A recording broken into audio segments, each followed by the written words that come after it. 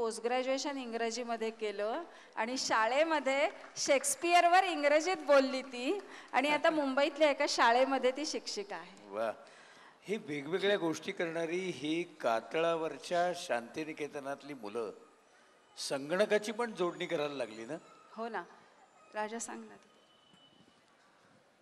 आम्ही अमेरिकेला गेलो होतो तेव्हा सगळ्यांसारखं नाही सांगते, हल्ली कोणी अमेरिकेला जातं त्याचं महत्त्व नाही आहे. तिथे एका शाळेमध्ये 6वीच्या वर्गात तास होता की मुलाखत कशी घ्यायची, इंटरव्ह्यू कसा घ्यायचा. तर इथे शाळेत शिकवलं होतं बरं का, गाडगी साहेबांसारखं अभिजात नसतं ते. तर ती 6वीतली मुलं आम्हाला विचारत होती तुमची शाळा आहे वगैरे सगळं ठीक आहे, तुमच्या भारतात कॉम्प्युटर असतात का. मला त्या मुलांचा खरं तर खूप राग आला होता. तुम्ही समजता कोण आम्हाला कॉम्प्युटर असं का. मग म्हणे किती मोठी शाळा आहे, किती विद्यार्थी आहेत, 300 विद्यार्थी आहेत, मग तुमच्या शाळेमध्ये किती कॉम्प्युटर आहेत. म्हटलं एक कॉम्प्युटर आहे. ते म्हणाले आमच्या 6वीच्या वर्गामध्ये 15 कॉम्प्युटर्स आहेत. आणि हे काय तुम्हाला माहिती आहे का. तसे म्हटलं हे लॅपटॉप आहे का तुमच्याकडे. तसे म्हटलं नाही.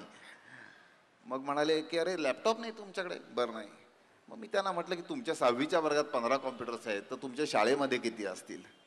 आणि किती समृद्ध आहे तुमची शाळा, तुम्ही किती भाग्यवान आहात. पण मला एक सांगा बरं की तुमच्या शाळेमध्ये तुमच्या वर्गात इतके कॉम्प्युटर्स आहेत, शाळेत इतके असतील, पण असा कोणी विद्यार्थी तुमच्याकडे आहे का की तुमच्या शाळेतला कॉम्प्युटर त्या मुलांनी स्वतः असेंबल केला आहे, फॉर्मॅट केला आहे आणि तो इतर विद्यार्थ्यांना शिकवतोय. तशी म्हणाले नाही. मग म्हटलं आमच्या 300 मुलांच्या शाळेत एकच कॉम्प्युटर होता आणि तो आमच्या शाळेतल्या मुलांनीच असेंबल केला होता, फॉर्मॅट केला होता आणि तो इतर विद्यार्थ्यांना शिकवत होता. मग त्या विद्यार्थ्यांना खरं उत्तर मिळालं की भारतात कॉम्प्युटर असतात का याचं. आणि आता तुम्हाला मी सांगतो की नुकतंच गेल्या 2 वर्षामध्ये 5वी ते 9वीच्या मुलांनी आमच्या इथे ड्युअल कोर्सचे 30 कॉम्प्युटर असेंबल आणि फॉर्मॅट केलेत आणि आमची शाळेमध्ये 30 कॉम्प्युटरची लॅब आहे. आणि तर शहरातली मुलं येऊन आमच्याकडे जेव्हा सांगत असतात की आम्ही किती मोठे आहोत, आम्ही काय शिकलोय, मला किती मार्क्स मिळाले वगैरे, त्यावेळेला ही मुलं काही बोलत नाहीत. आम्ही त्या मुलांच्या घरी या मुलांना पाठवून देतो एका दिवशी आणि संध्याकाळी त्या मुलांच्याबरोबर ही मुलं परत येतात आणि ती दाखवतात की मी हा कॉम्प्युटर असेंबल केला आहे. 5वीतली एखादी मुलगी सांगते की मी हा कॉम्प्युटर असेंबल आणि फॉर्मॅट केला आहे आणि मी याच्यावरती एक पॉवर पॉईंट प्रेझेंटेशन केलं आहे, ते मी तुला दाखवते बरं का, आणि तू मला ईमेल ID देशील का, मी तुला मेल करेन.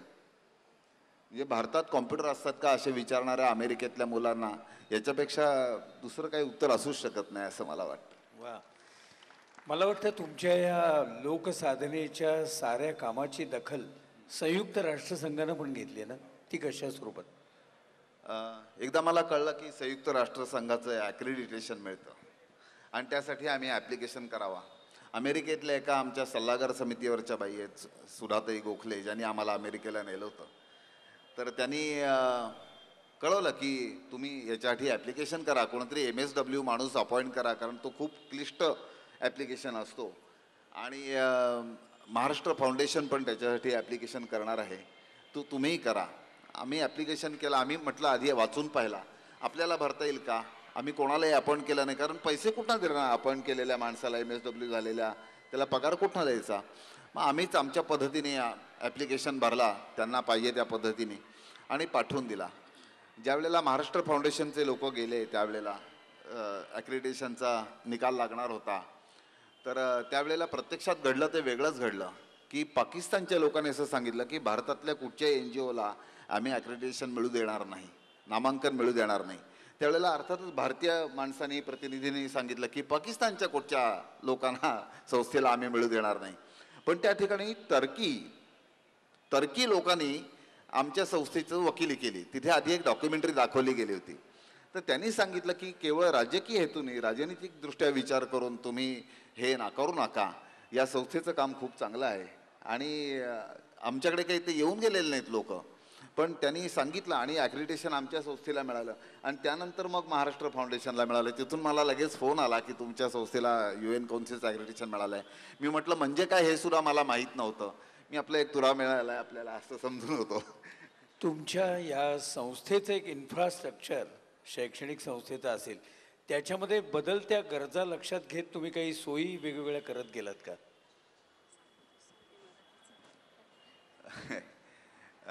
12 वर्ष प्रॅक्टिस केली वैद्यकीय आणि नंतर माझ्या डोक्यात लॉरी बेकर बसले होते आणि ते घर करून राहिले होते. मी एका वर्षात 4 वेळा लॉरी बेकरांकडे गेलो, अनेक लोकांना मित्रांना बरोबर घेऊन गेलो. आणि ग्रामीण भागामध्ये कोकणासारख्या लो कॉस्ट हाऊसिंग टेक्नॉलॉजी जी आहे लॉरी बेकरांची, ती खऱ्या अर्थाने वापरता येईल का आपल्याला, अशा दृष्टीने विचार केला. आणि पुढची 10 वर्ष आयुष्यातली हे कन्स्ट्रक्शनचा विचार केला. कशासाठी? तर संस्थेची बांधकामं ही अत्युत्कृष्ट झाली पाहिजेत, ती कमीत कमी खर्चात झाली पाहिजेत. आणि मला सांगायला आनंद वाटतो की 1993 साली आम्ही शाळेची बिल्डिंग बांधली. त्याला तेरदेस होम्स डेन्मार्क या डेन्मार्कच्या संस्थेने आम्हाला मदत केली 18 लाख रुपयांची. 80% फंडिंग त्यांनी केलं आम्हाला, 20% संस्थेने उभे केले होते. आणि ती 17,000 स्क्वेअर फूटची बिल्डिंग आम्ही 118 रुपये 12 पैसे पर स्क्वेअर फूट या कन्स्ट्रक्शन कॉस्टनी बांधली. आणि नंतर ती अनेक तंत्रज्ञांकडनं नावाजली गेली होती.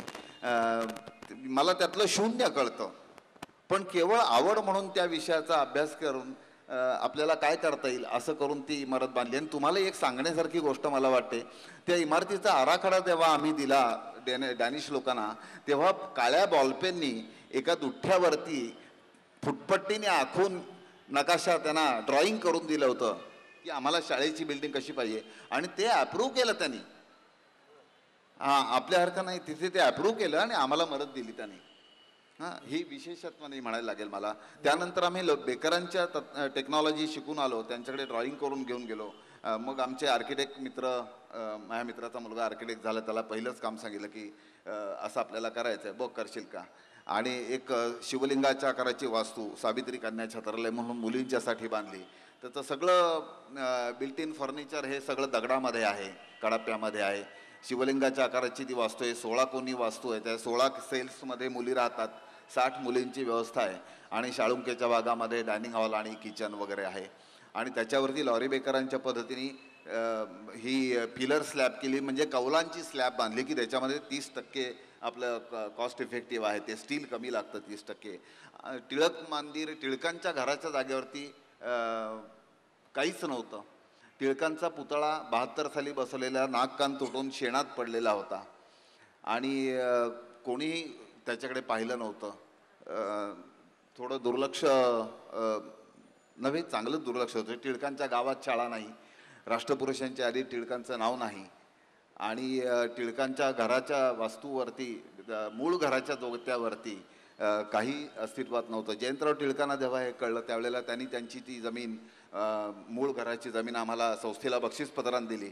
आणि त्या ठिकाणी मग आम्ही टिळक मंदिर या स्वरूपात वास्तू बांधली आणि ती बेकरांच्या पद्धतीने बांधली.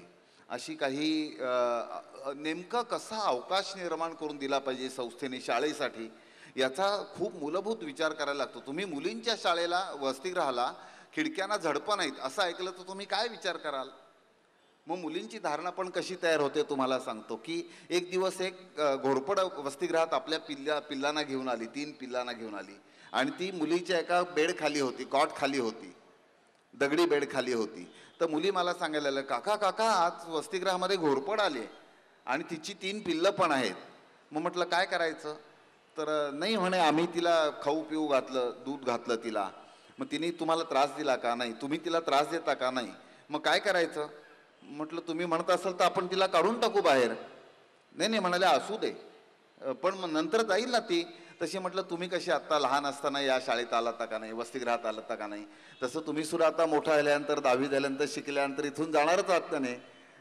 मी तुम्ही जावं असं मला वाटत नाही आहे, पण तुम्ही जाणारच इथनं. तशी ती सुद्धा तिची बाळं मोठी झाल्यानंतर इथनं नक्की निघून जाईल. त्याप्रमाणे ती बाळं मोठी झाल्यानंतर निघून गेली. ती रोज कोणाच्या तरी खोलीत, कोणाच्या तरी बेड खाली असायची. हे त्यांनी पण ॲक्सेप्ट केलं. बाहेरून काही आतमध्ये दिसत नाही, पण आतून बाहेरचं सगळं दिसतं. पालक पहिल्यांदा म्हणाले, असं कसं वसतिगृह, D.Edचं आता वसतिगृह आहे. ते म्हणे झडपं कसं नाही. आणि कोणाकोणाची ह्या सगळ्या विकास कामांकरता मदत झाली? पहिल्यांदा जी मदत झाली ती 2 बिल्डिंग ज्या बांधल्या त्या शाळेची वास्तू बांधली आणि त्याच्या व्याजातनं आम्ही प्राथमिक शाळेची वास्तू बांधली. नंतर ICICIनी आम्हाला मदत केली. गाडी घ्यायला त्यांनी पैसे दिले होते, पण त्यातनं आम्ही गाडी तर घेतली. एक मिनिट जरा बोलते. सगळ्यात आधी मदत केली ती ग्रामस्थांनी. ग्रामस्थांनी? कारण या इमारती कशावर उभ्या राहणार, जमीन हवी ना. तेव्हा गावातल्या एका विधवा बाईच्या कुटुंबाने वल्हार म्हणून त्यांनी